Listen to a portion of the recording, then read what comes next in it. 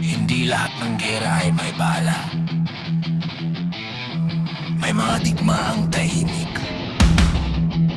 Sa bangko, sa langis, sa presyo ng pagkain, habang ang masa dahan-dahang sinasakal.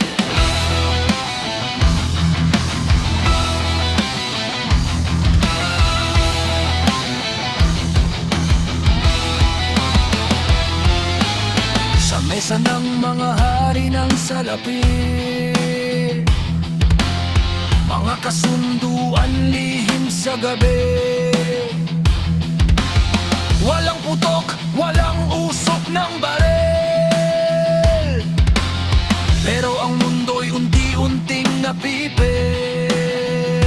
Presyo ng langis, patas ng patas, habang ang sahod nananatiling kupas. Mga bansa naglalaban sa kalakalan, ang karaniwang tao ang nasasaktan. Sa likod ng graph at numero, may mga buhay na nababago. Habang sila'y naglalaro ng kapangyarihan, ang masay na iipit sa gitna ng digmaan. Ito ang gera sa ekonomiya, tahimik pero mapanganib na sandata.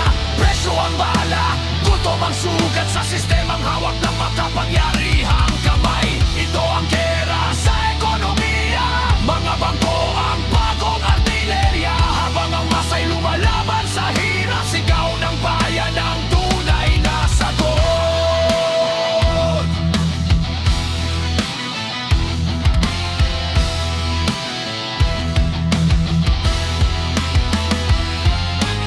Sa pamilihan ramdam ang unos, bigas at gasolina halos di maabot.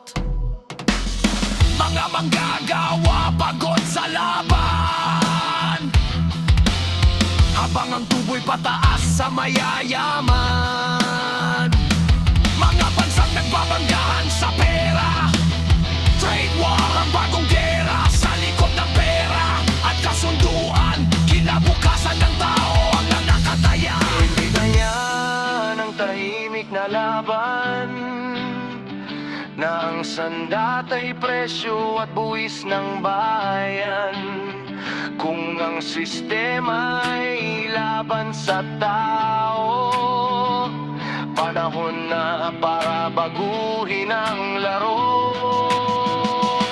Ito ang gera sa ekonomiya, tahimik pero bumabagsak ang masa. Kung ang mundo'y kontrol ng ilan, panahon ng tumindig ang sambayanan.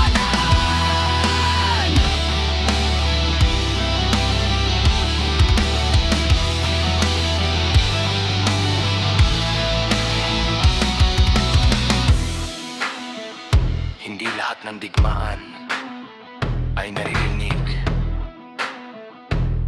pero ramdam sa bawat hapag na walang laman.